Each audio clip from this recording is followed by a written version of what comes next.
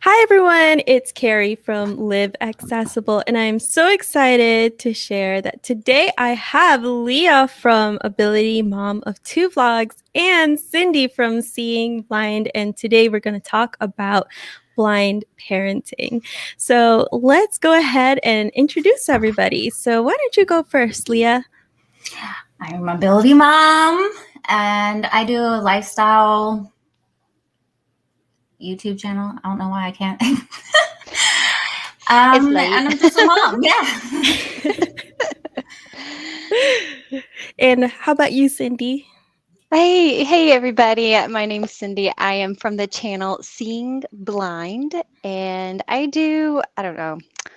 Well, I've been a little MIA on my channel here lately, kind of trying to post at least once a month, but I try to post tips, tricks, hacks, blind mom life discussions, interesting things that I have time here and there to do with my two little ones. And yeah, so that's what I'm doing. Yes. So you guys, if you guys haven't checked out their channel yet, their links are down in the description, and hopefully maybe we can get somebody to put them in the chat, their link too. So go, and after this live stream, go and go to their channels and subscribe to them, watch their videos. They are both amazing moms.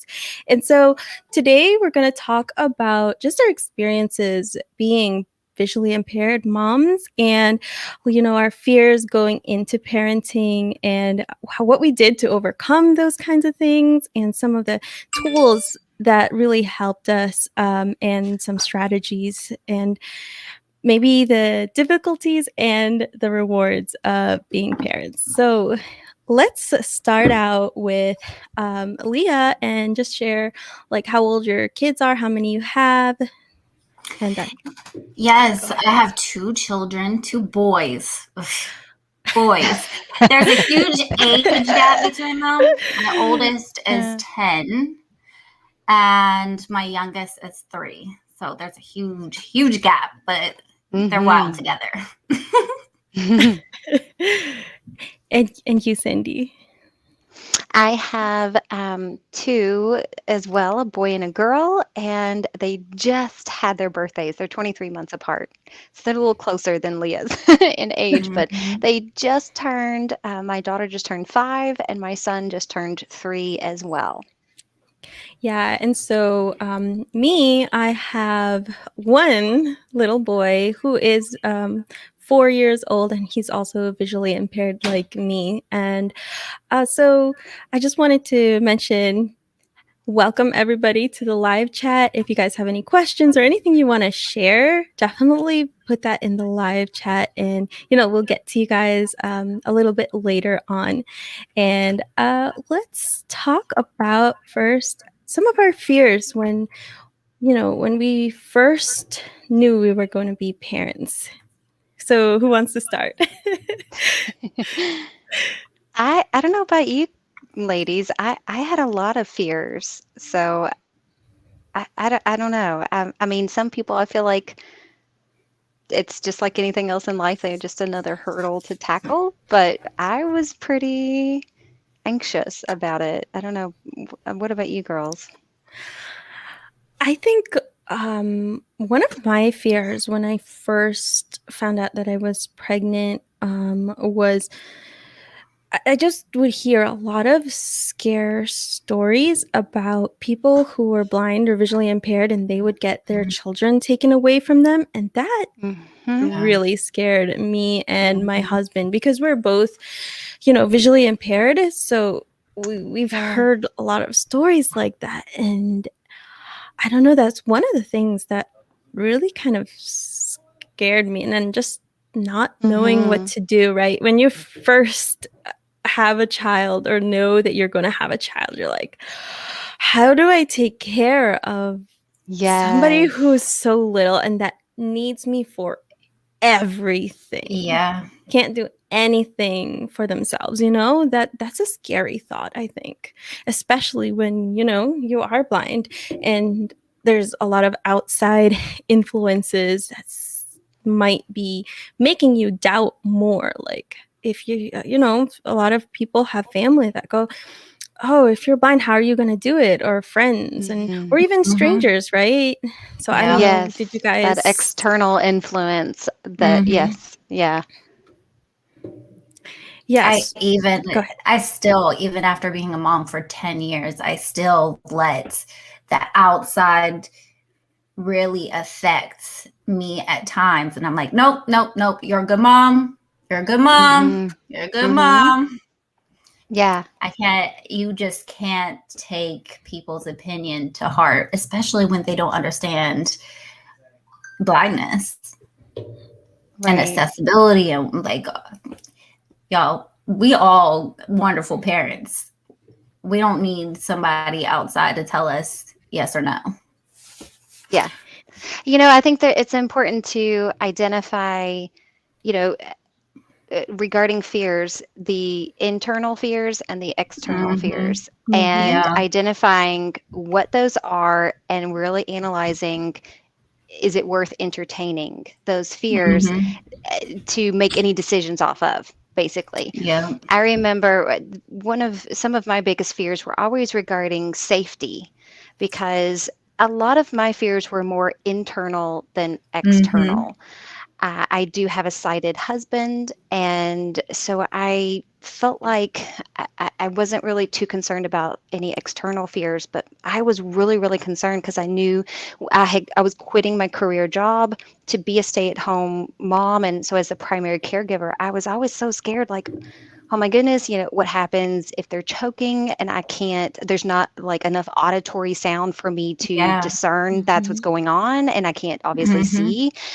And diaper rashes and, just all this visual stuff. I'm like, well, I'm not a mom yet. So as a visually impaired person, I don't know how to do this stuff. And so I was really overwhelmed with all those fears, and the majority of them were regarding safety issues. And it was a lot of the fears were based out of lack of knowledge, not lack of ability, if that makes sense. And identifying that and discerning that really helped me, get that fuel to empower myself and say, yes, I am just as good and capable of being a great mom as anyone else. I just need to get the tips and tricks to do it. Yeah, my struggle when I first learned I was going to be a mom is like, I watched every single YouTube video out there about being a mom, how to do this, how to do that. And I was just overwhelmed, and people would say, oh, make sure you do that, or make sure you do it that way. And then, I mean, it's not even like being visually impaired part of it. It's like just being a parent in general. Like, who are you supposed to listen to? What are you supposed to do? Right. And then with all of that, you stack on there, like, you're being visually impaired or blind. It's so tough. It is. I've had so many conversations with so many other parents, and it's so funny because their concerns are very similar to us as just visually impaired parents. Like, they're scared, like, am I feeding this baby enough? Like, are they getting, like, are they sleeping too long? Like, or just not enough. Yeah, right. And it's like, these are the same concerns we have. I know my biggest one was always like, what if I go out in public and somehow I lose my child? Yep. Which, let me tell y'all, I'm a little ridiculous with my kids when we do go out and do things. And that's where, like what Cindy said, like, I've gotten where when we do like night activities, I'll put bright colored clothes on them so that they stand out, like shoes that light up and make noise and all these things. But to be honest, like, they've never been lost, but it makes me feel comfortable too, knowing that they stand out more than the other kids with what they're wearing and all them things. And go ahead, Carrie. Oh, well, I was saying. Oh. No, you Sorry, go first. girl. You go first. Well, I was just going to add on that there are like so many products and tips and hacks and Mm-hmm. things that if there are any new parents watching this and starting and because we don't want to feed any fears, right? I don't want to like Mm-hmm. introduce like Exactly. to a new mom who might either be pregnant Mm-hmm. currently or wanting to start a family, or dad, I should say. And or you have a 1-year-old and you're like, oh crap, what am I going to do when they're running and they do Yeah. get lost. So I don't want to feed anyone's fears, because guys, you can figure it out, and there's tons of products and there's tons of tips and Mm-hmm. tricks. So if anyone does have any specific questions on what has worked for us, you can definitely hit us up here in the live chat, or you're welcome to reach out to us on our Exactly. channels. But guys, I mean, we have done it. Lots of blind parents have done it before Mhm. us, and everyone can do it too. So I just want to send out that message of hope and of Yeah. encouragement, and The to not community let, definitely like relieves that a lot. yes, Having yes, having that support a system. mm-hmm.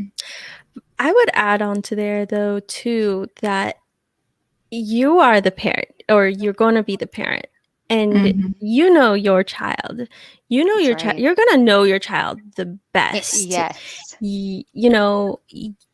There's going to be a lot of people, even in the visually impaired community, that do things in different ways, and you have to Hmm. find what's What going works to for work for you? you. Yes. Exactly. Mm-hmm. And you know what?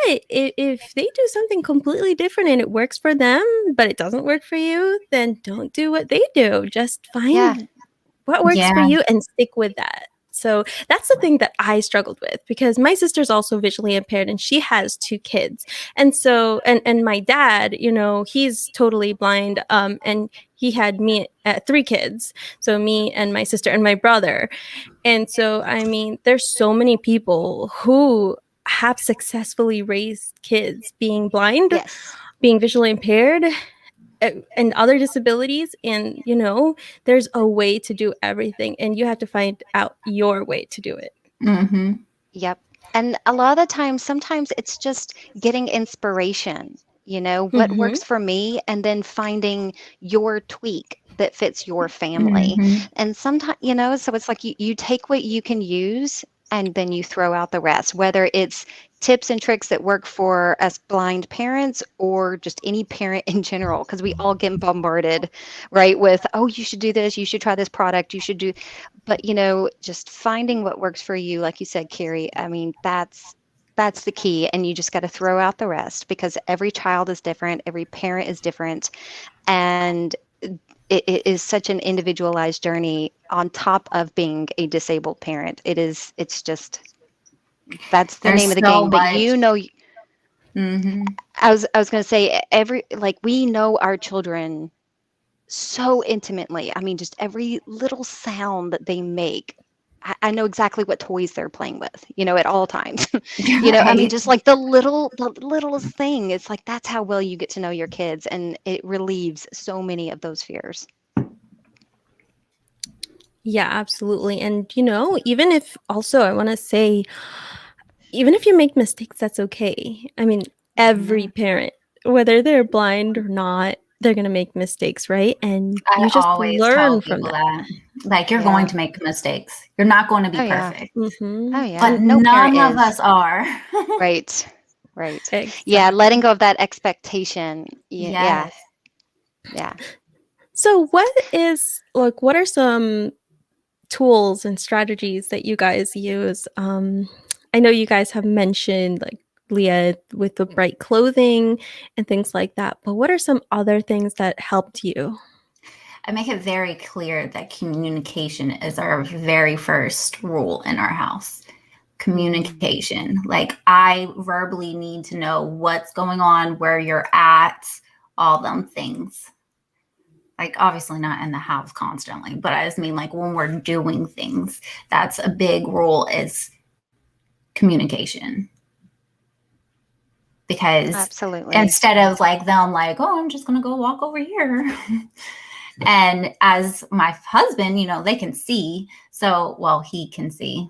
And it's no problem. But for me, like, I need to know, like, even if it's like 5 feet away, I need you to communicate to me, because we're talking to town. I have a 10-year-old. Okay. So he's a mature 10. So when we're going to, like, I don't know, if we were like in an electronics area, he would be like, oh, there's a video game I see. Let me walk over there. But my son at 10, he knows. He'll say, hey, Mom, I'm just going to go a walk, like right there, just so you know. So that's like one of my big things that I push with my kids, is just communicating when we're doing things. Especially like even if they're on the playground, like playing, like, Mom, I'm going to go get on the swings, instead of just going on the swings. You know what I mean? Not that they need permission at a playground, but just being verbal. Right. Okay, am I back? think. Okay. Yeah. Okay, I think I lost connection there. So sorry about that, guys. That's all right. That's so I was gonna say to what Leah was saying, is that, like, for me, this is something so important, because like both of me and Pablo are, we can't see. So and it's hard, like kids, they're so distractible, and like you just have to over and over, since they, at least for me, since little Pablo was little, I always emphasized, like, okay, if I say your name or if I'm looking for you, you have to answer right away, so I know where you are, and just to know that you're okay. And that's hard at those young toddler ages. Yes, because my 3-year-old, we're still like, he's getting there. Yeah, they're getting my there. My 10-year-old, he's good. Yeah, so like now he's 4, so he is feeling more independent when we go outside, and I'm just like, Pablo, and then he's like, I have to say, okay, if I say your name, that means I'm just checking on you, and I want to know where you are. So you say, Mom, I'm here, or just say yes or something, anything, But sometimes they want to stay quiet, right? Because they don't want to know where you are. Oh my gosh, and doesn't that put the fear of God in you? Sometimes, even my 5-year-old, who knows better by now, will do that from time to time, and I have to remind her, this is why I need you to respond back to me when I call your name. It's because Mommy's eyes don't work very well. I don't see as well, so I need you to respond back to me and let me know where you are. I think that is huge, especially as they get more verbal and more ambulatory. I think if I'm saying that word right, but they're walking and running and, gaining their mobility and freedom away from you. That is, it just, as they are learning all those new skills, explaining to them, this is why I need you to respond back. And actually, my kids, we actually would have like a song. It's everyone's kind of heard of Marco Polo, right?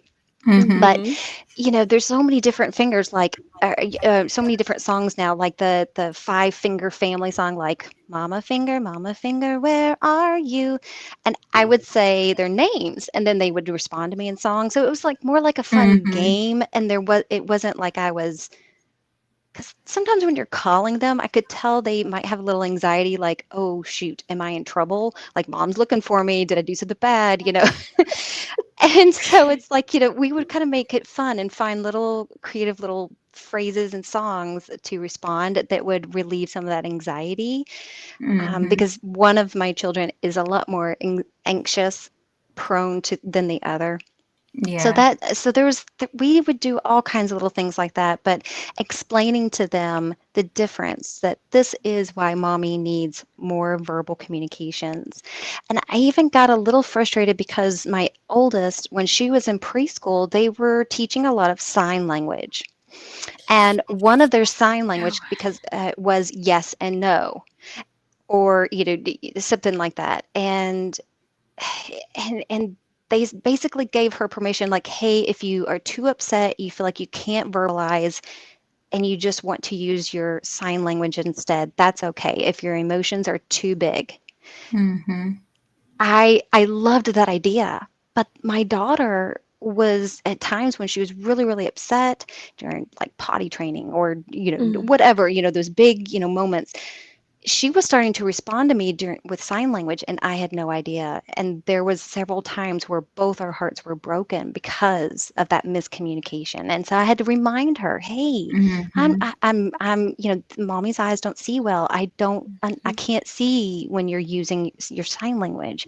So I need you to do like." And so we would, think of ways to do our own little verbal kind of auditory sounds and things like that took that, kind of replaced it or adapted it.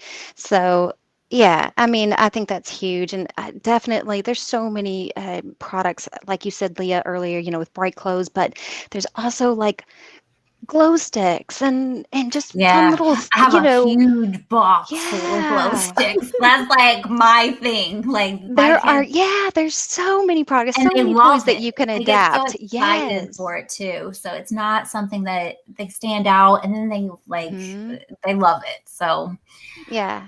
I'm gonna hate when my 10-year-old's like, "No, mom." Like, but now also my 10-year-old, he got it for Christmas. I bought him a Gizmo watch. Oh. So it's like he gets his own cell phone number on it. Uh-huh. Girl, it $10 added to my phone bill. I was like, yes, best thing I've ever invested in. So if your kids get to a certain age and I instantly just call his watch if I'm like, where is he? Hmm. Around the house or something. But it calls and like it's secure line and everything. Like he can't just like call random numbers or anything. I loved that for my 10-year-old. I love Yeah, that idea. technology is awesome. Yes. Right. Yes. It's opened up a lot more doors, I think, for disabled parents in general. Mm-hmm. I think there's one fear that I'm just going to go back to because I haven't heard too many people on YouTube yet discuss this fear, but it was big on my plate because I don't know about your girls' eye conditions and how genetically hereditary they are, but I was really, really concerned about passing my eye disease down and the judgment that people would have because you hear so many people talk about like, well, why would you have a child if you know they're going to be blah blah blah blah blah, and that whole argument. And it's the philosophy, and there's everyone has their opinions about it. But my children are screened every single year. In fact, they're due for a screening right now to determine if they're going to develop my eye condition or not. It's still up in the air, but it's something that I'm still a little anxious about this time of year every year. Not that I care one way or the other, but still, Mm-hmm. we love our children. We want the best for them, right? And so we don't want our struggles to be theirs. So, but naturally, it wouldn't. It's not a fear that impacts my decision to be a parent, but it still is an emotional part of the roller coaster, if that makes sense. And so I'm wondering, do you ladies have any kind of, I don't know, I think that anxiety about was that? the number one factor why there is a huge gap in between my two children. Really? Okay. Yeah. Okay. All right. I wasn't when I had my first child, he was a blessing, as we say. Mhm.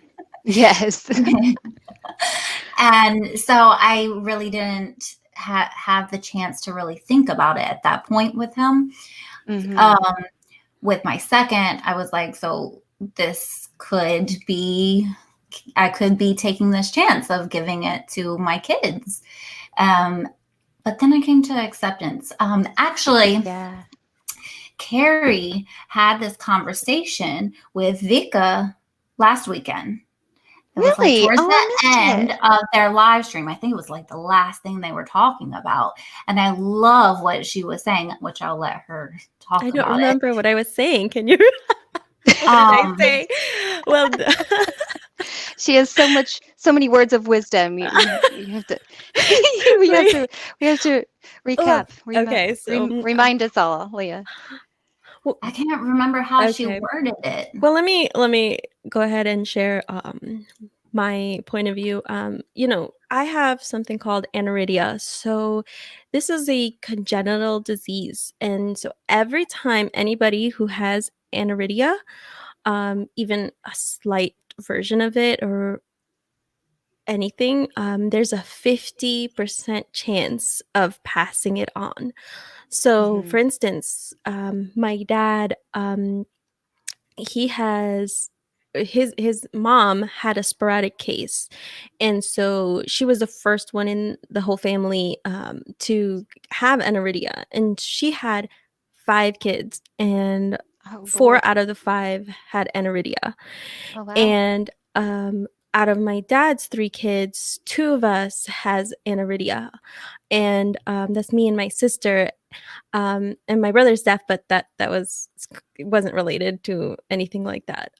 And um, my sister, she has 2 kids, and both of them don't have aniridia.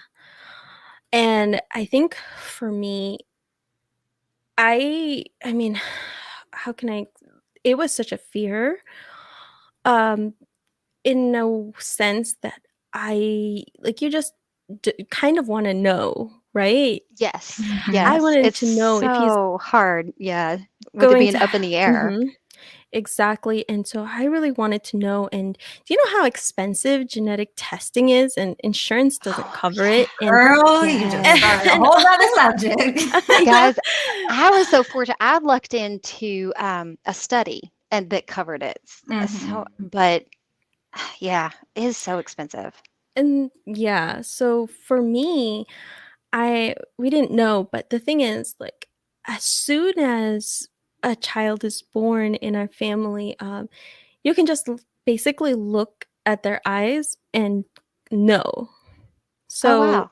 Hmm. because it's pretty visually, apparent. We don't have Mm, an iris, and okay. our eyes are we have microcornea, so our eyes are smaller. So you can at Hmm. least it's not 100% accurate, but it's Yeah. my mom can tell Yeah. right away. Yeah. And so Yeah. with everything, with the birth and everything, you're just in fear of, like, okay, not just in anticipation, I guess. But there's also what I kept thinking was whether he is or not. I mean, I have all this experience of being visually Hmm. impaired, and so Hmm. does my whole family, and so does Hmm. Pablo. Hmm. And, like, if anybody was going to be born visually impaired or have the same condition, I mean, I'm going to be the one who knows what to do, right? I'm going to be the one Right. who's the best at helping him to. That's where I like, yes. I see, Yes. I knew Yes. she had all the answers for this one. So, I mean, like, imagine there's so many parents out there who have children who are visually impaired or born blind, and they don't have any experience. Like, there's a Facebook group called Parents of Blind and Visually Impaired Children.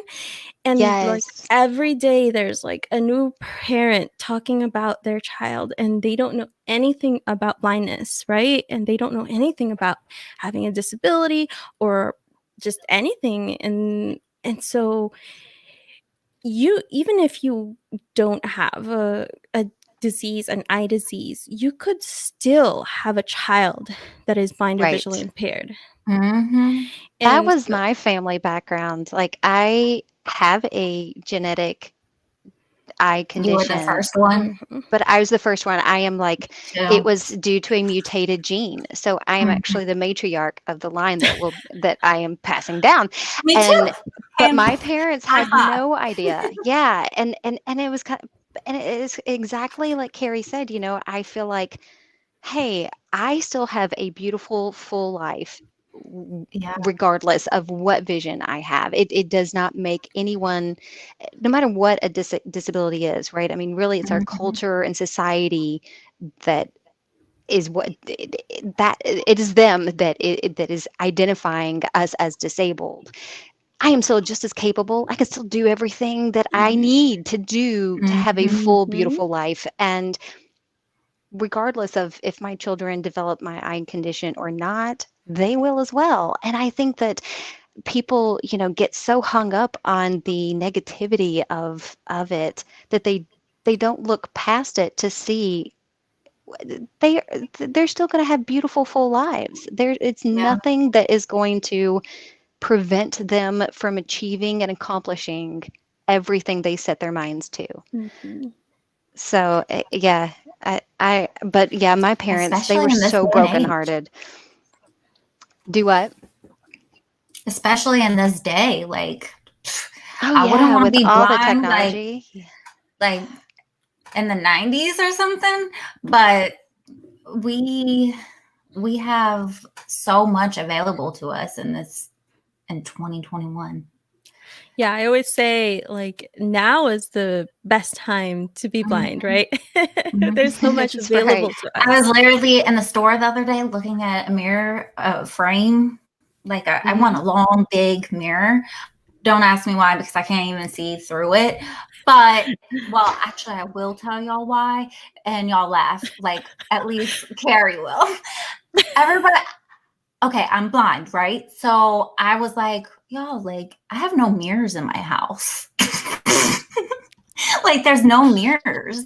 And I guess because I have boys, like, this isn't something they really care about. But I'm like on TikTok, and everybody keeps doing these like videos, and they're like filming themselves through the mirror. And I'm like, sometimes like I just want to throw a TikTok together, right? And I'm like, I need a mirror to do some of these TikToks where it's just quick and I don't have like to go. And I'm like, okay. So I'm like, I need to get a mirror. Social media queen. Right. And I'm like asking my husband, I'm like, what color is this frame? And he was like, I don't know. He said brown. And then he was like, wait, no, like it's green. And I'm like which one? Like what color? Like green. Like those are two different colors, like way out like apart from each other. I'm like, get you. I got technology. I'm pulling out my CNAI app, and I'm like sitting there on the frame trying to figure out what colors. It was gray, y'all. Like I don't know how you get brown and green from gray. That's hilarious. Oh my god. Y'all should have seen me trying to pick out paint colors with my husband for our new house here. Like, I'm like, oh, that looks gray. And my husband's like, yeah, no, no, you're way off. And I'm like, he's like, honey, to you, everything looks gray. And I'm like, yeah, I guess you're right. I think I have that same issue. Like It's a like lot the of things hues. are gray. He's like, no, it has a green tint. No, it has a blue tint. So it's blue. And I'm like, I don't see all the hues and the tints. Like it's either definitely in this box or definitely in that box. But I don't like you. I mean, they can see browns and greens, and it's like this weird hue and mix of colors. And I'm like, yeah, no clue. Yeah, I can still see colors, so I don't have that issue with Pablo because he can't see any color. So I'm like, I'm gonna pick what color. And yeah, so he's just like not pink. So I'm like, That's okay. funny. That's funny. I want to do like a mom swap, like with Carrie or Cindy one day. Like that would be so cool if like there was like a mom swap for you two. Yeah. Oh, like yeah. a week in Carrie's life, a week in Cindy's life. Yes. Yes. Her husband's like, if they're pros at like living with another blind wife. That would be funny. I And want to how know, what is kids the would chat react. saying? Does anyone in the chat, like, would anyone like be interested in that? I'm curious because I'm like, oh yeah, let's do it. Let's do it. Wait, is anyone else as excited as I am? I feel like I would love to be married to Pablo for a week. He's blind, so he knows how things are. Like we could do good for a week. I don't know That's about that, hilarious. guys, but okay. Carrie's it. No, no. Y'all can do that yourselves. I love my hubby. I'm gonna stay with him. I love mine too. No. I didn't know you meant like like physically switch places. I thought you meant like, hey, here's a video of me this week. No, like you've Like, never and now I'm seen that, like, tagging you. what was it on Lifetime or something like Yeah, that I think I know. years I ago? saw It that was like on wife TV. swap. Yeah, they would like switch, right? It would be Yeah. parents and You know what also is for so like the ironic wife. is That's so weird. like 2 or 3 weeks ago, I got an email from the producers or I don't know, someone I guess representing that show asking if our family would like to participate in that show. Wait, wife swap? It was like something like that. Yes. I Yeah, don't I don't know. know. I can't remember. They didn't say the actual title, but they were like, this is the point of the show. It's filmed in this area, blah, blah, blah, blah. Would you be like, Would you and it, guys be interested in doing that? Not for real. No, I would probably end up dead no. after one day. Nobody could handle me. I'm a handful. I feel like it's hard enough just getting my family to function, us all knowing to get like and Right. communicating our needs and everything. Like I can't imagine Mhm. stepping outside of that. I don't know. That would be hard. Right. All right. Yeah. So, what do you, so going back kind of on topic, like, what do you think you guys do differently, besides what we've talked about, being visually impaired, compared to like just regular parents? I so okay. So you guys know I just moved into a new house, into a new state, a new city across country, and I'm getting to know my neighbors, and we are very blessed. We live in a cul-de-sac, and there's two other families, and between in this cul-de-sac there are 9 kids. So Oh, nice. one family has 4, and they're all like around the same ages. And another house has 3, and we have 2. Well, the other moms have started like to really our kids, of course, outside every day is as many hours as they can playing together. And it's a beautiful, wonderful thing. But I am really, really starting to see the differences. And they are questioning, all the usual questions that us blind moms get.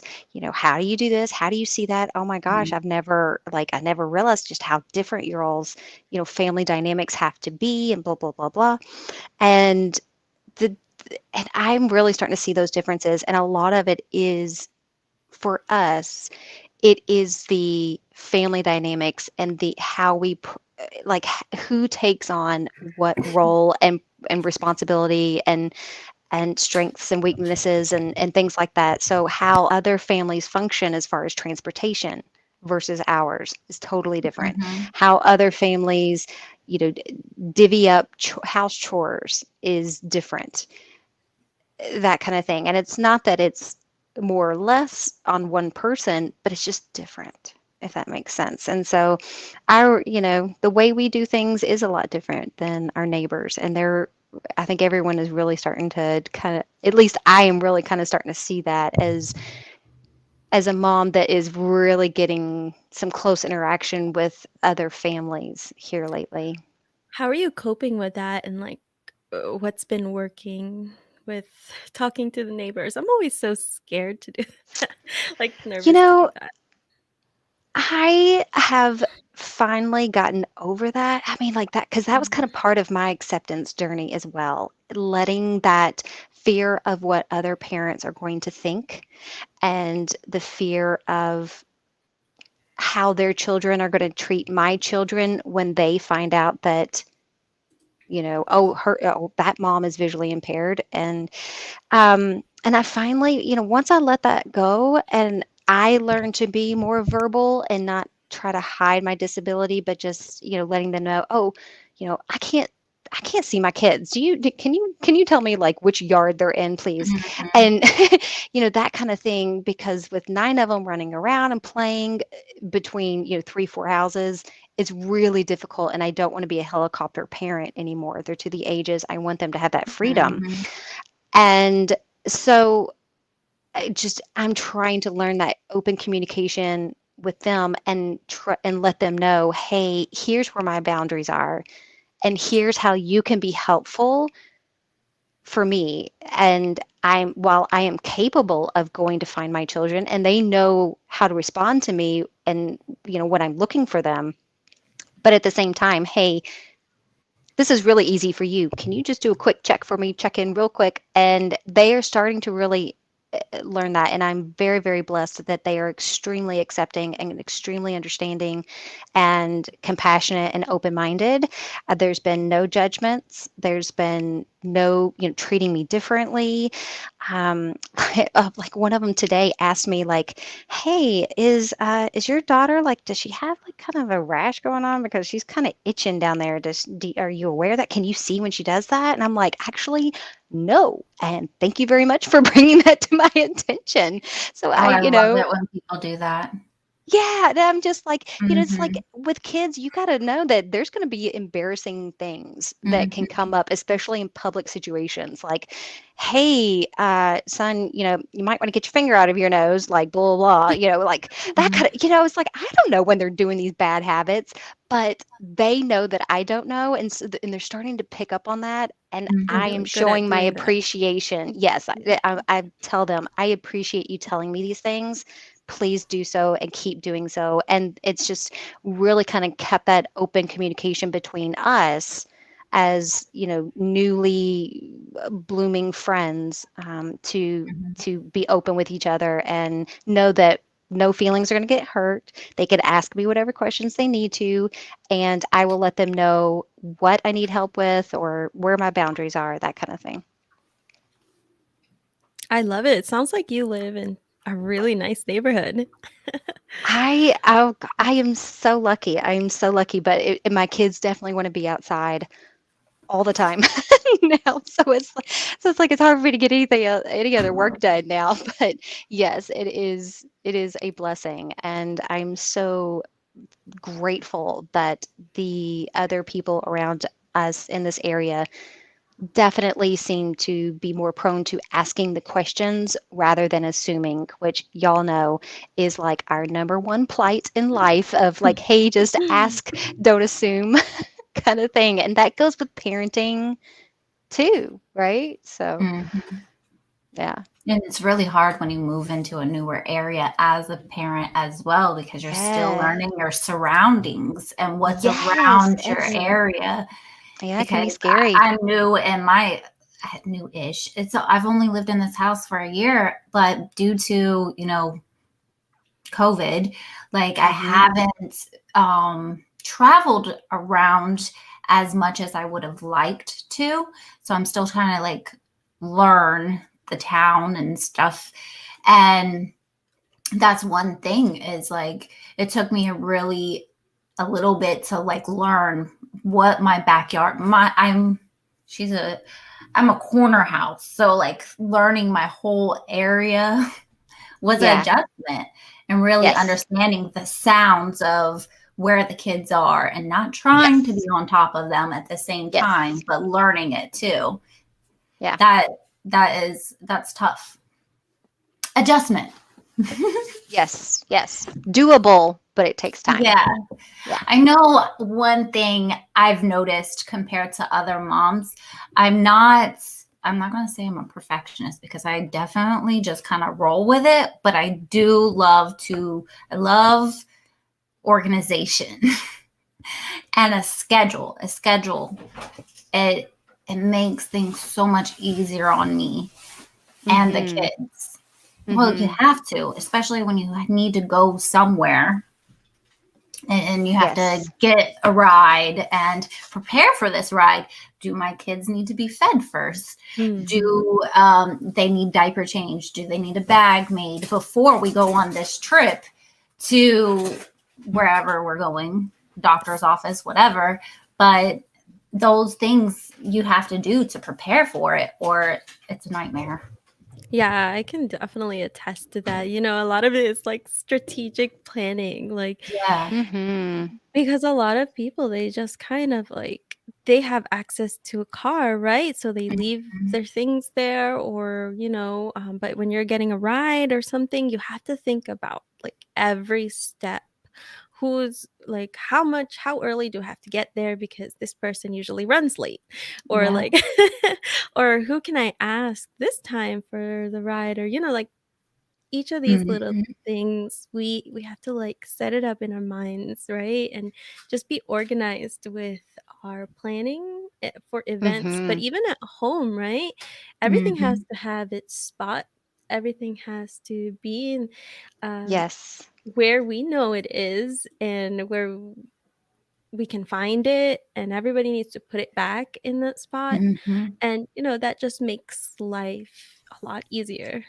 My kid wasn't Yes. on pacifiers long, but I wish when he was, I knew or thought about using the tile mates. Like, Yes. why did I not think about like adding those to pacifiers? Because let me tell you, as a mom, when they are Oh using my gosh. pacifiers, Yeah. they're always I, missing. yeah. I talked And about that in that's that visually video. impaired Yeah. or not.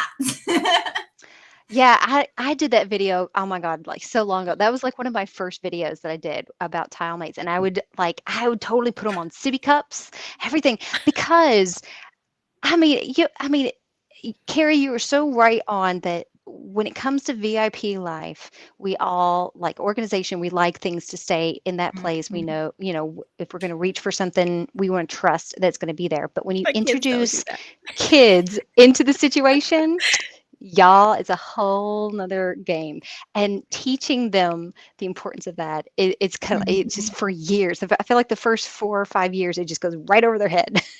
Yeah. And it's really, really hard to do that. And I mean, even my 5-year-old struggles with that. They want to leave their toys strewn all over the house. Mm, mm, mm. But yeah, I mean, like, yeah, that's a whole nother thing. But yes, there are definite new technologies, unfortunately, Mhm. that do make it a little easier. It's a struggle when your son too is visually impaired. And so, Oh when yeah. they're 4, usually, I guess your kids can probably find whatever they're looking for, right? But like Mhm. little Pablo, he'll leave something somewhere and I'm like, I can't find it either. You can't find it. I Oh can't my find it. You Oh. goodness. have to put it in a spot where you're going to remember, or, Yes. in the same spot, and make it a habit, because otherwise nobody's gonna know where it is. Mhm. And then, like, but speaking to that, one thing that I have done is with Ira. I don't know if you guys use Ira, but it's basically similar to Be My Eyes, and it lets you Hmm. talk to an agent who who's trained and can help you do anything visual. But you get like 5 free minutes every day. But they have other promotions too. But like they can, even if you're completely free, you don't even give any of your payment methods or anything, they can take a picture of something like Pablo's water bottle or his slippers or something, his shoes, and they can save that to your file or to your account. And then they can, if all things fail, you can use them to help you look for it. Ah, very Mhm. clever. Clever, Yeah, clever. so that's one thing that I do like, that's a high tech, but otherwise, like, just try to put it in the same spot, please. It Yeah, saves a lot of, "But I want my blah, blah, blah," and then we can't find yeah, it. yeah, yeah. So Yeah. so what other tools do you guys use besides, even from when they were little? Um, what kind of tools or products did you guys use that helped you out when they were little? I remember when starting out as babies, I always struggled knowing when they spit up. I could never tell, especially, unless it was like a good amount and I could feel it, my shirt's wet Mhm. or they're wet. But, I can't tell you how many people would have to point out, oh, she's spitting up before I would even know.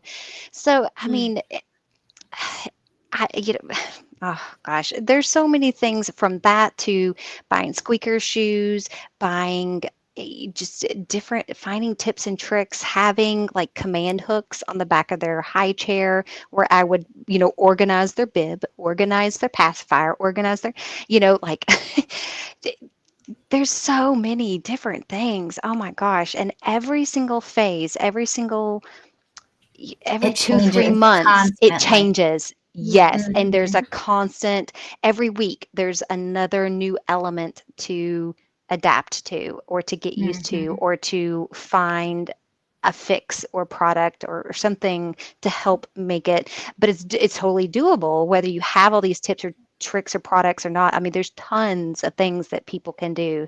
But yeah, so I would say if anyone is having a specific problem, to ask and because it's almost easier to address a specific problem if someone is having in the chat maybe because it's such a broad thing. I'm like my brain is like exploding with so many Mhm. ideas. My somebody in the comments earlier said that they put bells on Yep. their Shoelaces. shoes or Yes. whatever it is, It's such especially a when they're cheap little. thing to do too. Mhm. Like Mm-hmm. that didn't Yep. last long with my oldest though.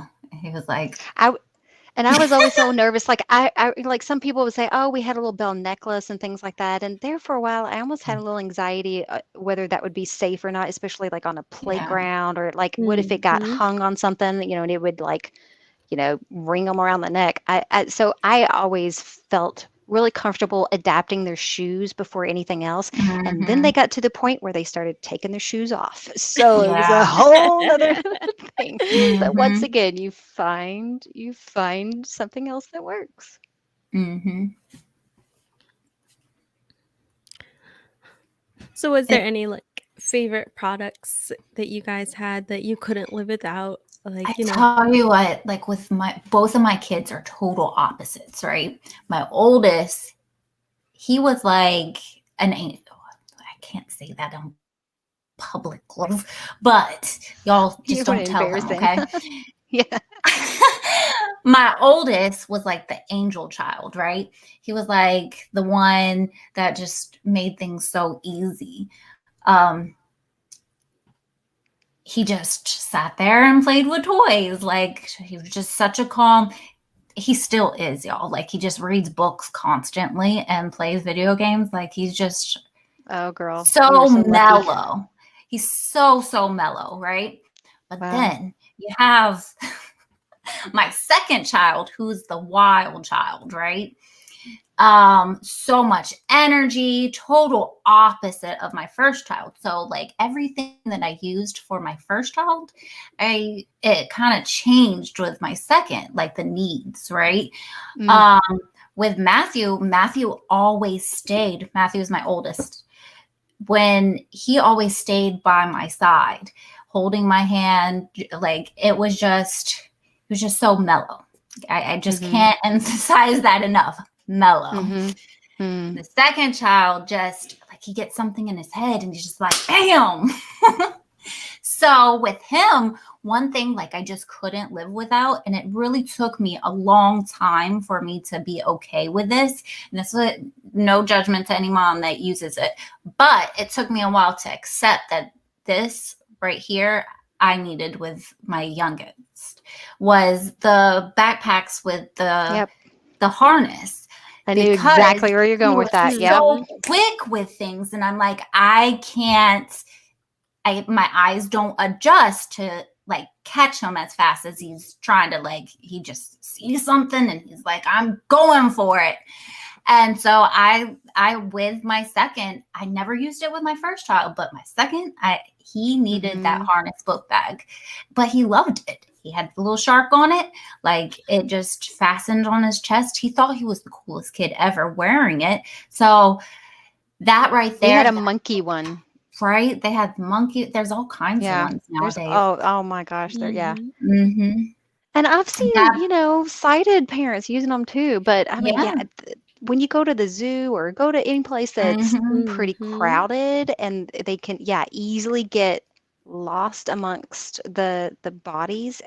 Hmm. Those backpack things with the harnesses are Yeah, you got to do It what you gives got to them a little do. bit of It's a freedom safety too, issue too. because instead of just holding their hand, you just hold on to the Mhm. harness and they feel a little free, but they're still safe.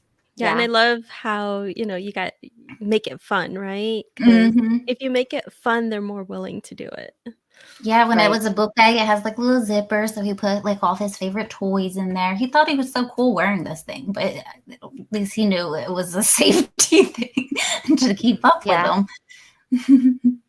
And I mean, the tile mate things, we mentioned those earlier. Like you can even put those in your child's back pocket in crowded areas and, help. It will like give you a locator, like where you could, tell you if you're getting close to them or not. But I mean, there's so many things. One of the things that I really struggled with as a new mom, because my firstborn, she had to be on some medications pretty much right out of the gate.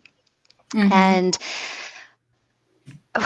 basically we had to use these like eyedroppers and then later syringes. And Hmm. of course, all those things are very visual, measuring out Mhm. doses and all that stuff. And so, we found tips and tricks. I think I have a video that I did a long time ago about how like we adapted syringes that came with the medicines in a way that I didn't have to depend on my husband to always measure, get the correct dosage correctly. But now they actually do sell syringes that you can go ahead and set like the milligram that you need.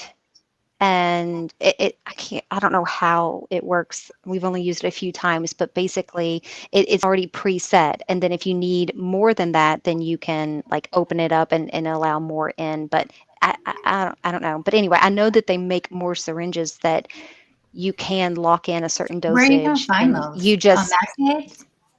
hmm Where are those? At Maxi or something? we we just got it on Amazon, this new syringe, and it's like all you have to do, like you figure out what amount Hmm. you need. And like my husband, he's the one that's like, I don't know, you just set it up where it so that it only when you pull the I've seen plunger that with like out. the measuring spoons. I've not seen that with syringes. That's neat. Yeah, I've seen that it's with syringes. So like if they just need 1 milliliter or 1 milligram or however, I can't And remember the I wish I measurements had now, that or when to little 5. Pablo was, Right? I'm telling you. Yeah, yeah. So I'm like, that kind of stuff. But I mean, there's ways that you can just do it at home as well, where, putting little Mm. notches in it and making it tactile. But those type of things really came in handy because when your child is sick, that's when I feel Mhm. like our frustration and our patience, like we just want to make it better. And it's like Mhm. I used to get so frustrated because I'm like, I want to help my child right now. And I just remember feeling so relieved knowing, okay, when my daughter needs her medicine or when she needs Tylenol or ibuprofen or whatever, and my husband is at work and not around, I felt so relieved knowing, okay, I can give them the medicine that they need when they need it on my own. And that was huge for me as a mom, just relieving a lot of anxiety. Mhm. Mhm. Pablo's on medication and stuff, right? Little Pablo? Uh, No. yeah, Big Pablo is, yeah. Does he use pills and stuff, right? Yeah, I thought so it's to make a we just okay. have like one of a label wand, so it Mhm. has like these little stickers. It's kind of like the pen friend. So you just put them on the Hmm. top of the bottle, and then you can make a voice recording for That's my each. next Yeah. investment. I use bump dots. I just like square for That's this, I'm so old round for school. this. I feel like when you're like visually impaired as long as us, like you're so used to doing like the little hacks that you're like, oh, like there's Yes. easier things out there now. Yeah, but when you have a lot of them, you don't always Yes. have, 20 Yeah. different kinds of bump dots, right? So, Mhm. Right. Yeah, I get that. I get it. It adds up. mhm. I like those wiki sticks. My kids love those. And that's really helped us a lot with homeschooling. Have you guys Mm. Oh, are used you doing wiki sticks before? homeschooling, Leah? Yeah. Oh, okay. Well, My Like the oldest is virtually learning, okay. and then my youngest is technically homeschooling. Yeah. Yeah, I So want to my try hands Wiki feel full. 6. I love it, like especially for the toddler, Mhm. because I guess if you're visually impaired, you have to be able to know your letters and stuff. But I still know y'all know what I mean. Yes. But it makes things 3D, so it makes it Mm. where I can teach him something, but still like feel it and know what it is. You understand what I'm saying? And Yep. it's easy cleanup, y'all. How does it feel? I saw Nicole, who, Blind Boss. She uses it for Hmm. painting. So like Yeah, I for was layout gonna for like share that it kind of with thing. her. I love how she did that. It's not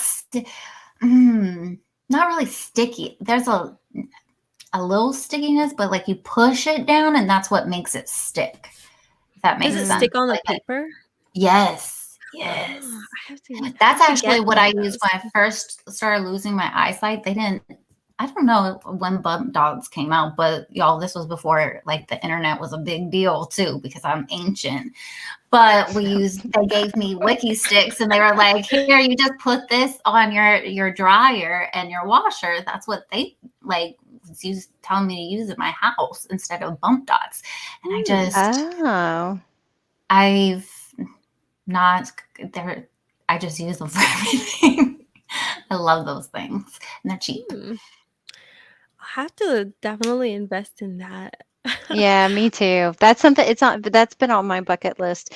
We use a lot of Leapfrog products too, and ABC Yes. Mouse, a lot of iOS Mm-hmm.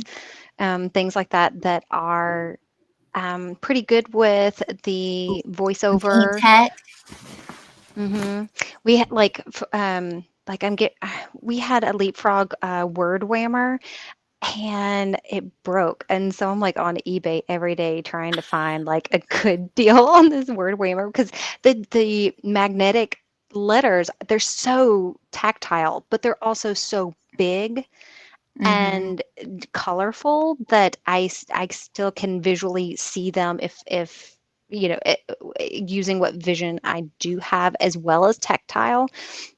But we can do so much with a lot of the leapfrog stuff as they have progressed in their skills and things. But yeah, ABC Mouse is something that we've used a lot, and a lot of different apps and things like that. But I'm trying to do a lot of preschool stuff with There's a my free one. It's 3-year-old and called 5-year-old. Starfall. Have you heard of that one? No, I've heard of that too, Starfall. yeah. It's Okay. free. So if for anybody that's cheap like me, because your girl always doing the cheap stuff. I hear you, Starfall girl. is it's the same thing as ABC Mouse for the most part. The My kids thing like to We swap. lucked in, thankfully, with ABC because they were doing like this. It was like right around when COVID first started, and you could get it so super cheap, and it was like a 3-year package or something. But Oh, oh, it was like one of those where if you paid up front, mm-hmm. your 3 years up front all at once, it was one of those kind of like offers, like, hey, if you pay Ooh. mhm. like 100 or something, I can't remember, but for 3 years you get unlimited everything with a so we just lucked into that, and we don't pay like the full. I don't even know if it's like a monthly or annual thing. I don't know, Yeah, it's but an annual, or you can pay monthly. I got it when it was about like 75% off for a year, so that hmm was pretty good. there But you like go. Yeah. the thing is with me, since little Pablo is also visually impaired, a lot of those things aren't as engaging with him. So like a lot of Yeah. the Yeah. VTech stuff or the Leapfrog.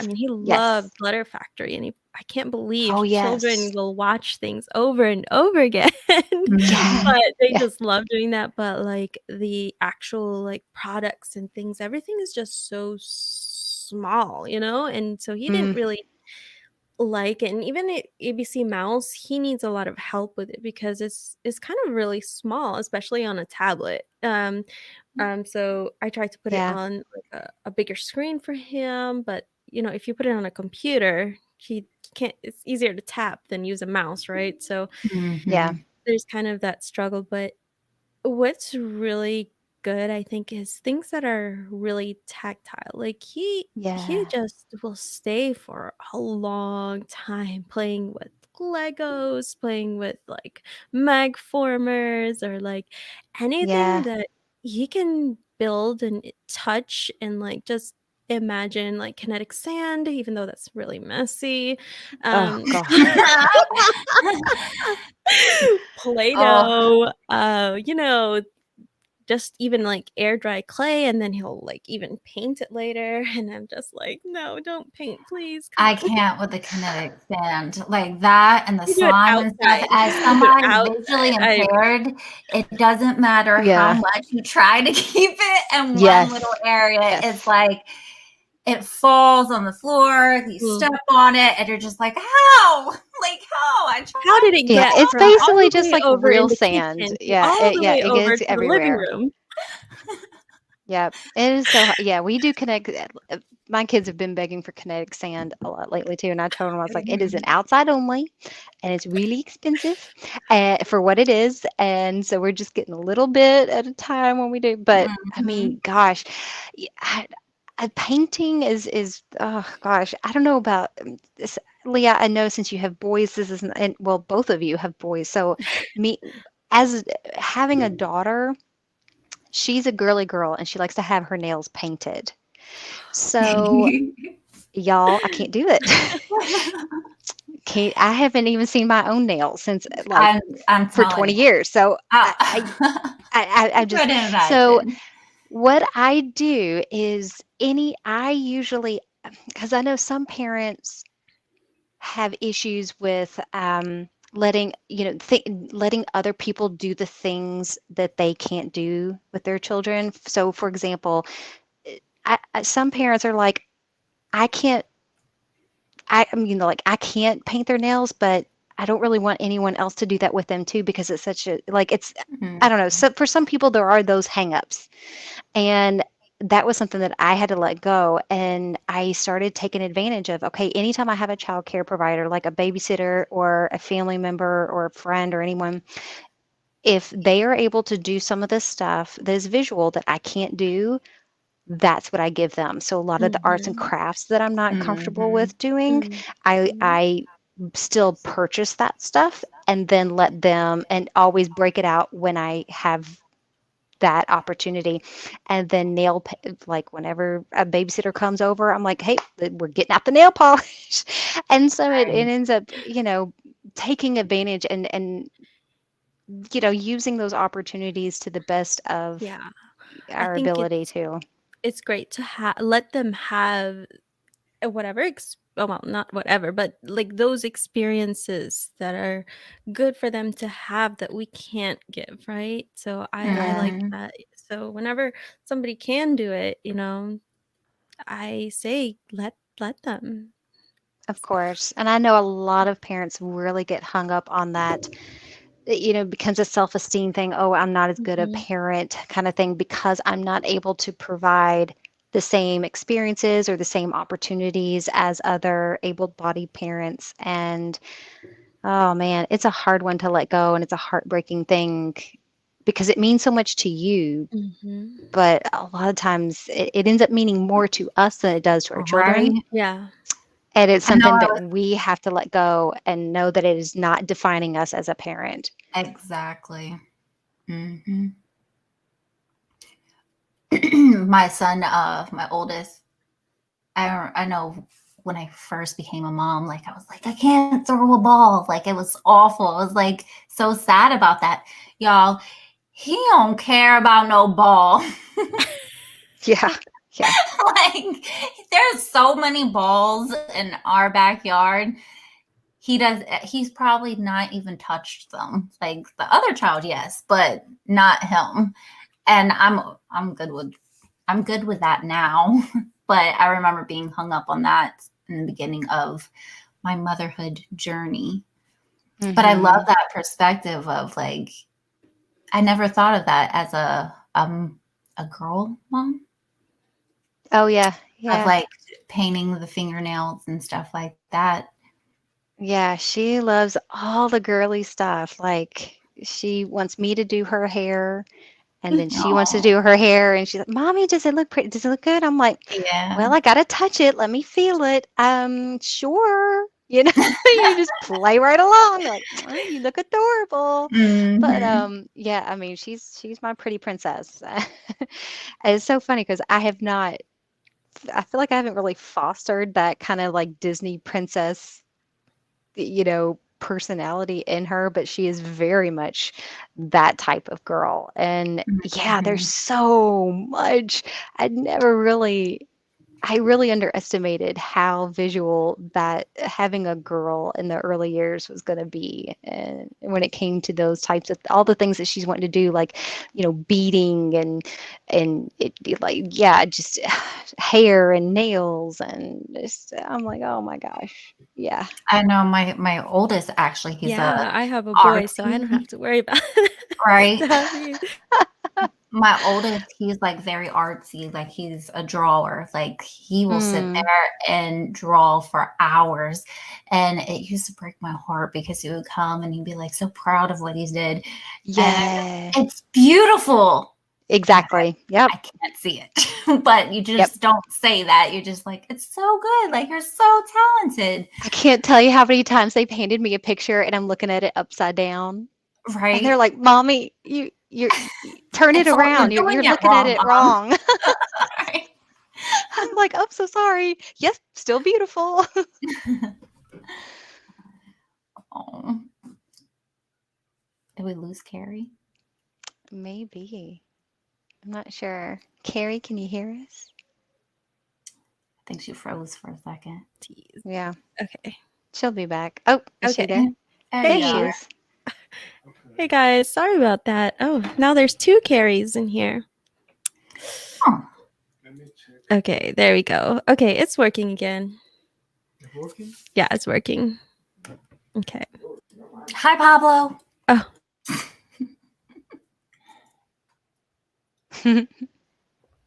We were talking about our kids' pictures us looking at our kids' drawings upside down and saying how we oh. appreciate it, even though we can't see it.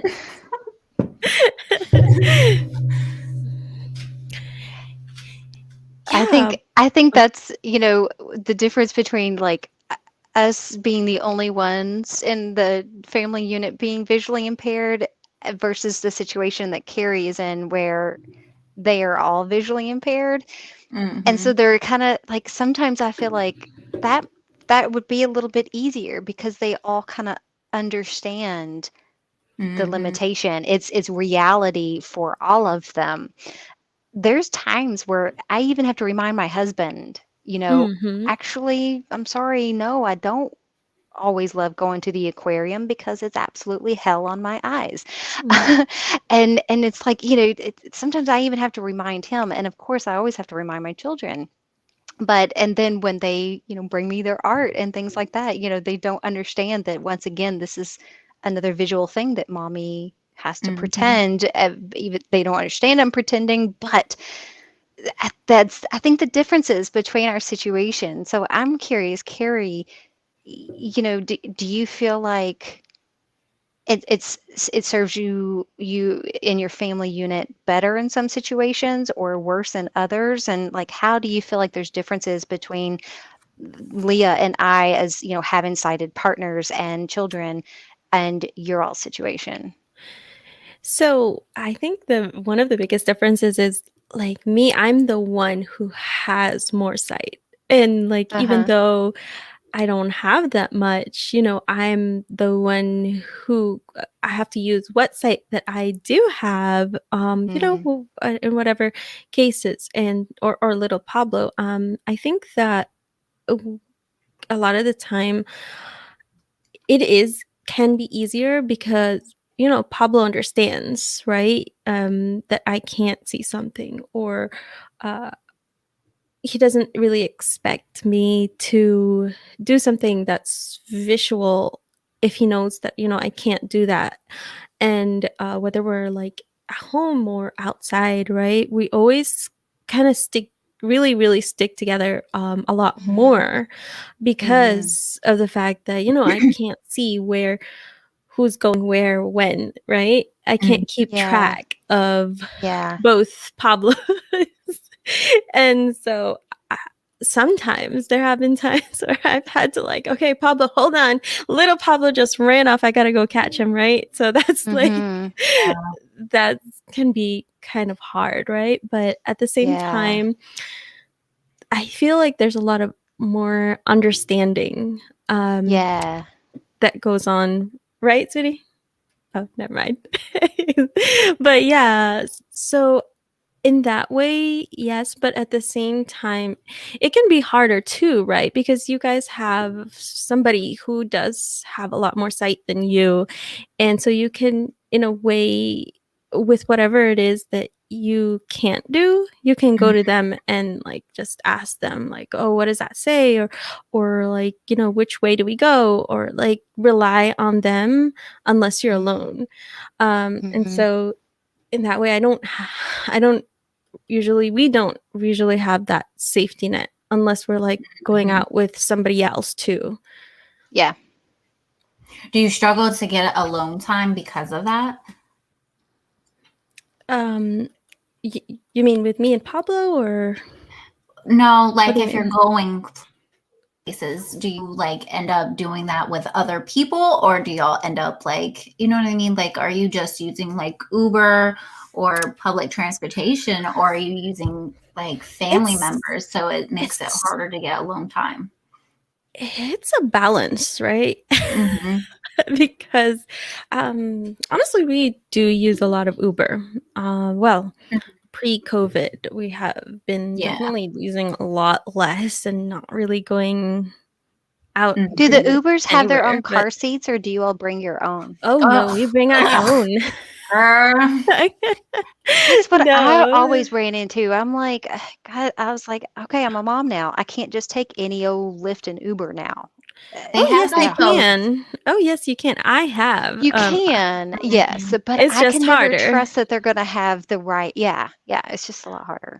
It is a lot harder. So I just had like one of the easier car seats for me, and I tried to get the ones that are lighter, right? But so like you balance it, right? So lightness versus like the price versus what's gonna work, and all this different factors is something you have to think about. And I had I actually had it took me ages to find one. It was like this cart, kind of like what you use for luggage, but a lot smaller, and it was completely foldable. And that's where I put the car seat, and I don't care. I wrapped it around with a bungee cord to the cart just so that it doesn't fall off. And I'd go to wherever. And then if like we went to the museum and it would just be like me and little Pablo, I would leave it at the front desk and say, hey, can you watch this? Because, I'm visually impaired, blah, blah, blah. And so I went with little Pablo and did that all the time. And he went to tumbling class and all these things. And so it'd just be me and him because Pablo would be going physically to work, right? So, me and little Pablo would go out. So that's kind of how I know we the dealt with car it. seat thing is so tricky. There's so It many different is. things that I've done. I've done where I would just take a stroller. Can't tell you how many times I would just have a stroller just for the point of holding the car seat. Because I'm like, I just don't even want to have to deal with trying to find a safe place with the stroller. I mean, the car seat. So I'm just going to take a stroller, just plop it in there. Yeah, I mean, they have so many cool products out there, like the whole travel system now that like, what is it? everything clicks together. Oh, yeah. There's a stroller brand. I almost ended up getting it, but it's only for like the baby stage. Yeah, the newborn stage. Yeah.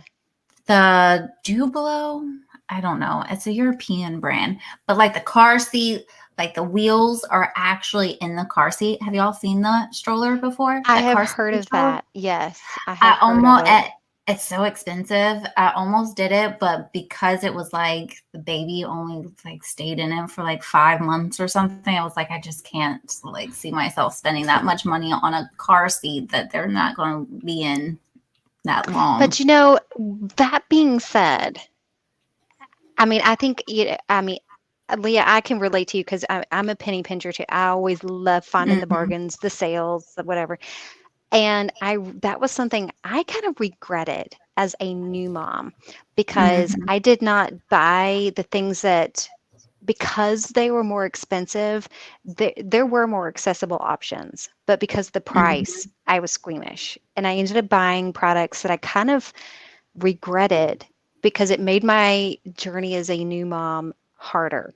And so if I could go back and say, you know what, paying an extra 100 or 200 or whatever the bigger price is for that extra level of accessibility is worth it. It's totally worth it. And so for any new parent, I would always say like, hey, look at your biggest, like the ideal product for what you're looking for. If there's a minimal price difference between like the sale of this other thing that's maybe not, doesn't quite check all the boxes versus the thing that is like the big Mac Daddy, it's like what you really, really need. I mean, it is in most cases, I feel in my situation, I felt like anytime I went with the lesser option, I ended up regretting it. And so I feel like as a parent with a disability, if you can go for the better product that is more accessible, it's always going to be the better option. It's always going to be the better choice that will serve you better in the long run. I will say too, I'll add to that having Amazon Prime is something that I love because you can try out like different things, because sometimes the cheaper one is just fine, but sometimes you get like, you think that the expensive one is gonna like fix all your problems, right? But then you get it and you're like, no, this is not working for me. So Yes. I just we used Amazon Prime to like for everything, Yes. and Yes. it's so easy to return stuff. If it doesn't work, you return it and you don't lose any money for it. Yeah. Yeah. And some things like, you can select with Amazon too, you can select to have the post pick it up from your porch. And you might pay, you'll probably pay a little extra in shipping. There's usually extra fees rather than, you Ubering or taking, some kind of transportation to drop it off at a post office. But the fact that that was an option for us at times was like also a huge, because it was like, okay, I could return something without adding another errand onto my husband's plate or to another friend or family member. And even for like diapers or like formula or anything that you needed on a recurring basis, if you can find it on Amazon, it first you can use subscribe and save, and it saves you Right. some money. Right. But also you don't get stuck in that position where like, oh no, like I didn't realize I'm out of diapers. What am I gonna do? I gotta go and like get an Uber or do something or ask my husband. And so like that just kind of saves you from those kinds of emergencies. Yep, we do that too. Subscribe and save as well. Yep. I think as another, thing as a visually impaired parent, you have to stock up. You have to have your supplies in check because there is no option of running out. Like, there is no, you need to be on the ball with your organization and what you have in stock and what you need. It's funny, before like all this craziness happened, like due to COVID, like everybody was running for toilet paper and all these things, right? And I was just like, like I'm not really stressing because I stay stocked up on everything, because I can't just jump in a car and like go shopping. So it wasn't really that stressful on me. Well, it was, but y'all get my point. I was stocked. And all those things that are non-perishable that you need all the time, you you better really stock up on those because Mhm. you never know when a pandemic is going to hit or Right? just whatever can happen. And you'll be stuck there without that thing. And, you don't want to be in that position. Yep. Mhm.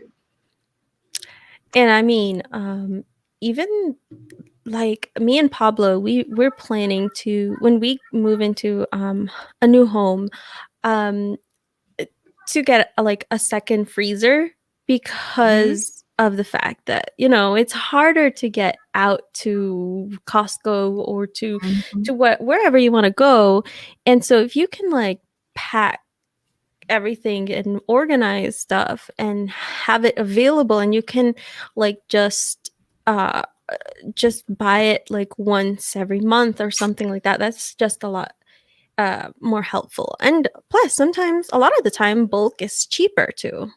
Mhm. Yes. Yeah. I have 2 Very. fridges. When we moved into this house, I brought my other fridge, and I was like, "Well, we'll see what we'll do with this one." I have them stocked up. Like, that's one thing with us now, like, I just fill up everything and just Mhm.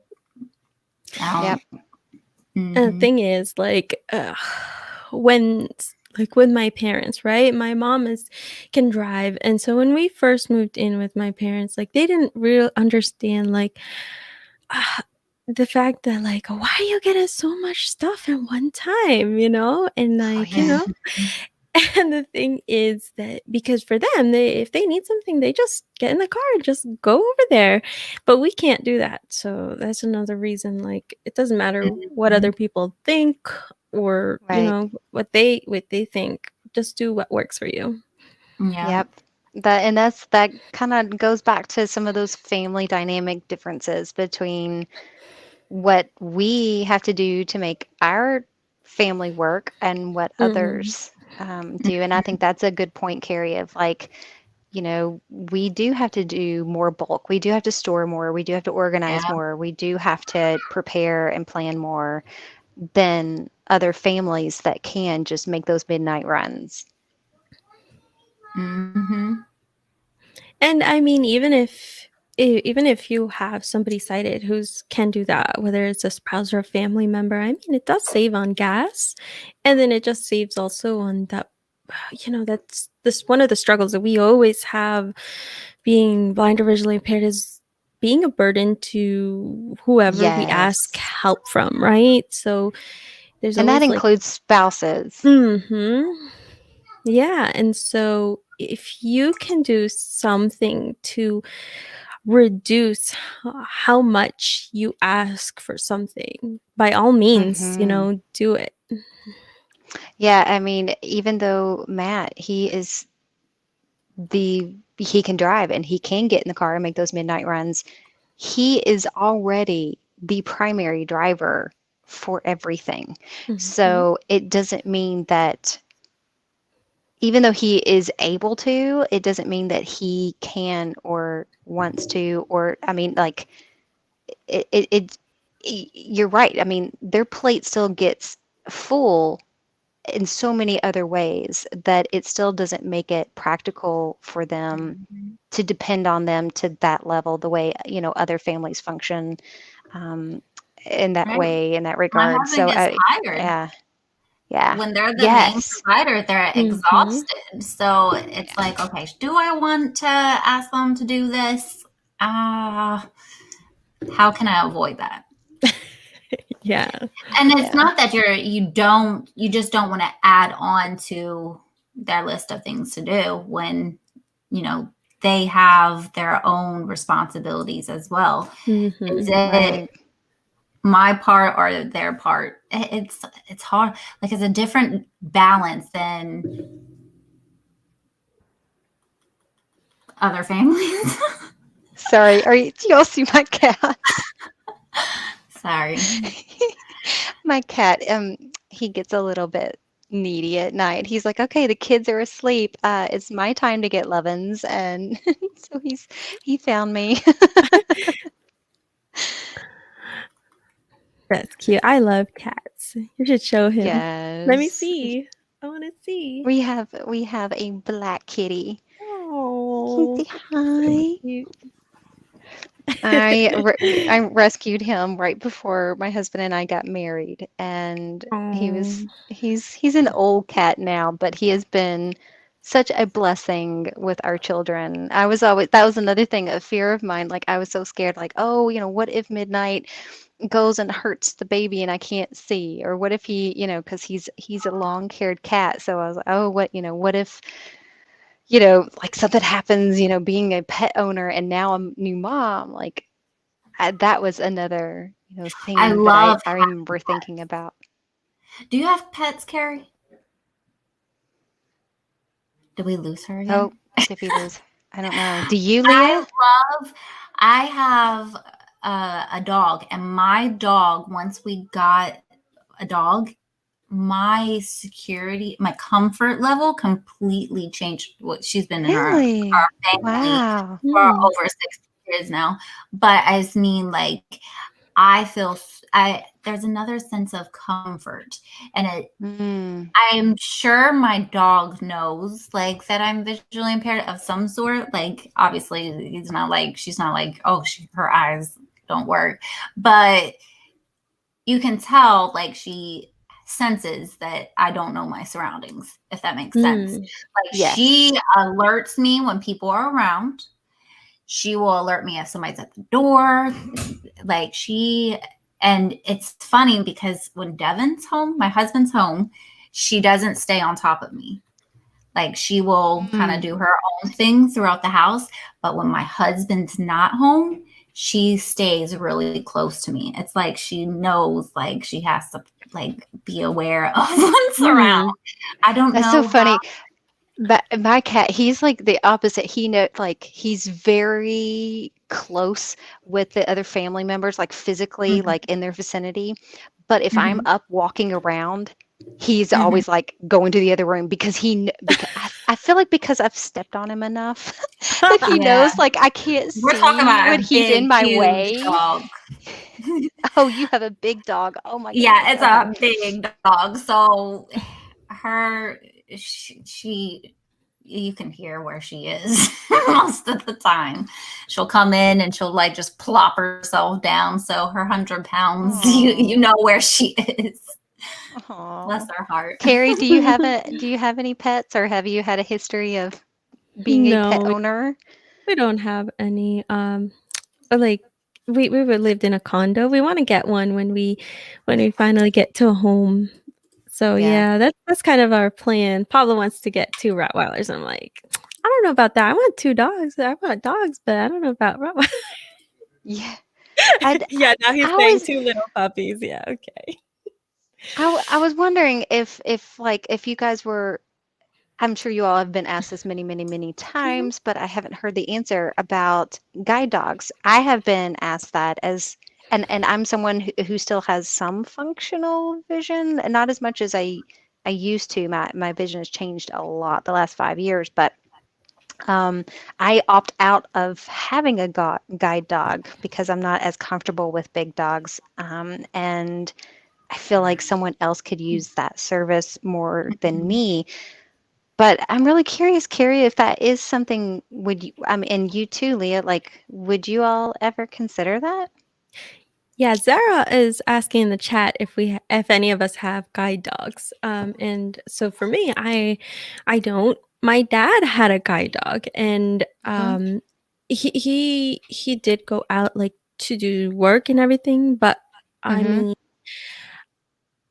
Pablo doesn't really want one. And like I'm at home. What's the guide dog going to do for me? Most of the time, I feel like Yeah. I wouldn't use a guide dog or work a guide dog enough to really get the benefit from it. Yeah. Same. I'd rather Yeah. just have a pet, like Yeah. Mhm. yeah. I struggle with, especially, this has been on my mind. Anybody that doesn't know me, I had to put my cat down about 2 weeks ago. Um, and the reason I said this is I was heartbroken. Like I Yeah. am definitely an animal lover, and it Hmm. had my brain kind of thinking like, how much would, like, I don't know, I would be too attached.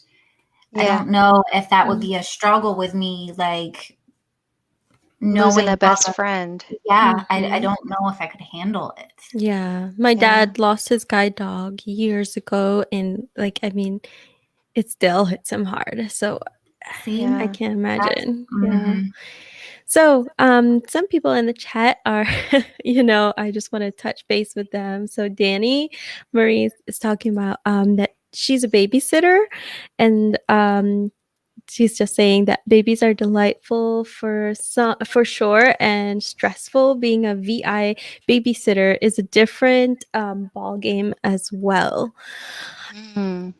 And so I can share a little bit about that. My sister, she took care of another child along with her two kids, and we also have a friend who she's visually impaired, but she has like a home daycare, and she has like 3 to 5 kids depending on the time of year, and Mm-hmm. that's quite a handful, especially when you're visually impaired, but Yeah. I mean, it's definitely doable.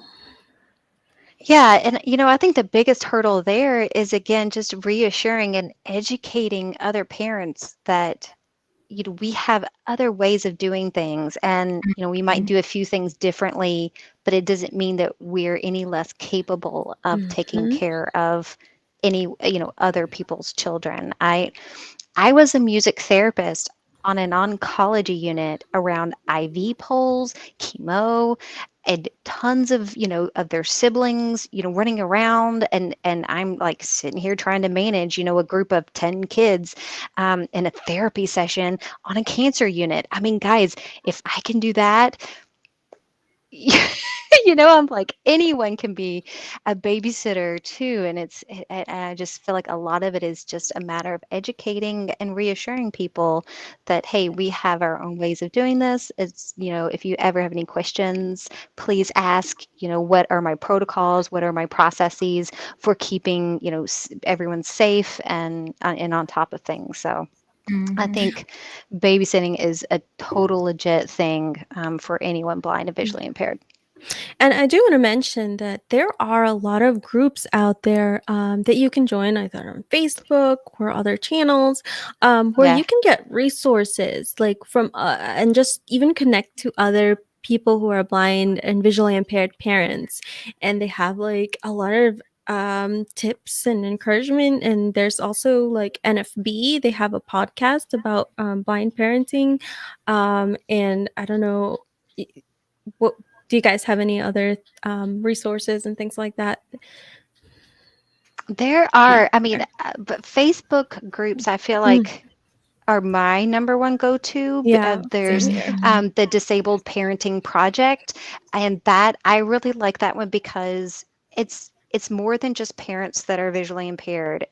These are parents that are paraplegic. These are parents Mm-hmm. that have like a huge variety of disabilities that you're pulling from, and so Exactly. tips and tricks that may work great for us in the blind community. It's so awesome Also to could touch work base too. with. Mm, Yeah, it's awesome to That's touch one base thing with I other try so communities. hard to not stay in that bubble. And I hate Yes. to say bubble, but the bubble of just, blind and visually impaired. I'm like, no, like, what can I learn from other disabilities? Like, not just us as blind and visually impaired moms. What about disabled moms? And Who have other yeah. physical or sensory Hmm. disabilities. And so, yeah, so I mean, definitely check out the Blind Parenting Project. It's a great, pretty big Facebook group as well. And so you can check that one Hmm. out. But yeah, there's lots. And Leah, you have yours too. What is it? Uh, is it Blind Parents in Blind parents Intelligence? intelligence. Yeah, that's the thing. I ended up doing that because I was like, I was getting so many private messages, and I'm sure y'all Oh, could yeah. relate to this too. mm-hmm. Like, and I was struggling because I'm like, I to constantly keep up with like these messages and some of them similar, right? And I'm like, I just need a place where it's small and the people that are asking these questions, maybe they'll feel more comfortable asking them publicly in this small place. And that's the thing. It's hard for us as people on social media to keep up. And and so with that being said, if anyone does ask us questions after today's live thing, if we don't get back to you, like, don't take it personal, keep at it, or ask another one of us. But yeah, because it is hard when we do get, and also just getting with them those the messages. right answer. Like sometimes I get questions and I'm like, how do I approach this?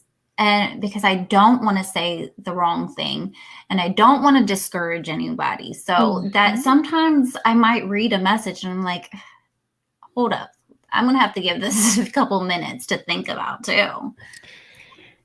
And I think it's also good to have more parents and more experience, right? And everybody can draw from their own experience and share that.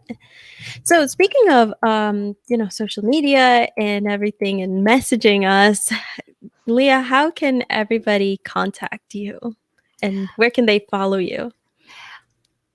I'm obnoxious. I'm everywhere. You are everywhere. You're on every platform. Right. If you go to YouTube, Billy Mama 2 Vlogs, you can find all of my social media stuff in my description box, my about tab page. Yeah, there's TikTok, there's Twitter. You probably don't want to follow me there. I don't shut up. And then I'm on Facebook as Ability Mom as well. And I said TikTok. Okay, go ahead, Cindy. Same. I think, I always tell everyone, like, I tend to check my YouTube directly more than I do my other platforms. I'm on Instagram and I do have a Facebook page as well that is Seeing Blind. I can't remember if my Instagram says Seeing Blind or if it's under my actual name, but you can find all of that on my About tab on my YouTube channel, and there's several ways. And you can also, I think there might even be a direct email on my About tab under my YouTube channel. So, but if anyone comments on a video, I usually do my best to get back to those within a week or so. And I'm not uploading as much as I used to, but I still get comments, every day on what videos I have uploaded in the past. And I do my best to get back to those. And that's usually a lot quicker than my Facebook messages and Instagram DMs. Yeah, and for me, just YouTube, Live Accessible, you're already here, but also on Instagram and Twitter and Facebook, all as Live Accessible. And now she's I'm also it on TikTok because Leah dragged me into it. So. I'm like, she should have been here long ago. She is doing wonderful. I don't know. I just started it and I'm just like, I didn't know what to do. I'm like looking at Leah's and I'm looking at all these other blind TikTokers. I'm like, what am I supposed to do on here? I haven't even tried to tackle that beast yet. I'm like, I don't know. I'm intimidated, and so props to you girls for like, hitting that out, because I'm a little overwhelmed. I can barely keep up with YouTube. Well, I will tell you, Cindy, like TikTok, you don't really have to edit. So that's something that I like because I put a lot of editing into my YouTube videos. I mean, you can put like sound effects, you can put filters, but you don't have to. I mean, you don't have to if you don't want to. Yeah.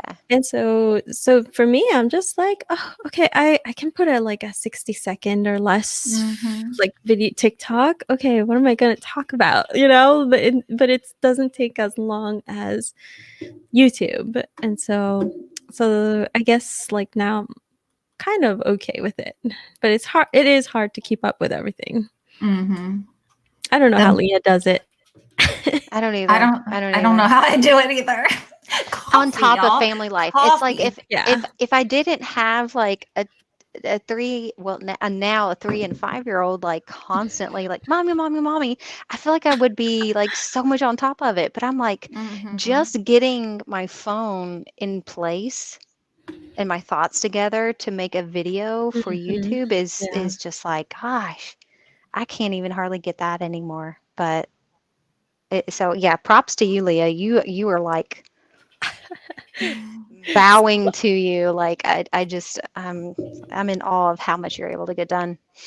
Does your Cindy. 10-year-old help you with your youngest? Like with that space of time? Like is he like your big helper?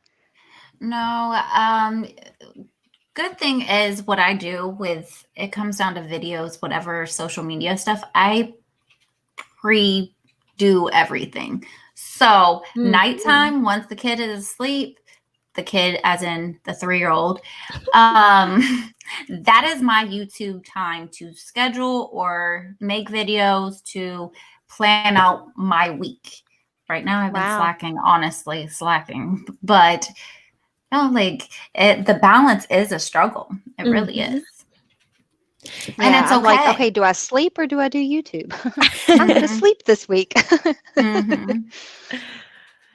Yeah. Blind Toes, by the way, Cindy says, careful, Cindy, other peer pressure. Yeah, he says I peer pressured him too. You did. You have to admit it. No.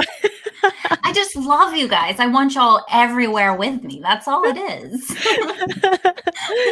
We'll get Cindy on there eventually. Yeah, it'll happen. And Pikachu says, you guys are queens. So y'all are queens. Aw, Vika. thanks. Well, thank you for having us, Carrie. This Yes, was so much fun. thank I you. love Definitely having these chats. Yeah, I love it. And I was telling you guys, this should be like a blind mom coffee date because at 10 p.m. or 11, whatever time it is now, I'm like, I need some coffee or something to stay awake. Right.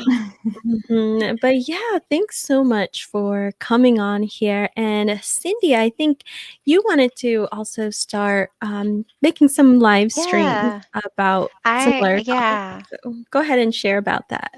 So, guys, there are actually a lot of other blind moms that are on YouTube, but don't really maintain their channels anymore, but they're still very great, very good resources. And so I'm going to try to do my best to keep this ball rolling. I know there are a lot of blind moms out there that are going to be a great resource. And so I am hoping in the future that I can keep this ball rolling. If anybody is interested and wants to jump on the bandwagon with me. I love this idea of creating a community to support all of us as parents. So that's what I'm going to try to do. So hopefully, like once a month or every other week, I'm going to try to do a nighttime live session and just invite different guests on and try to tackle parenting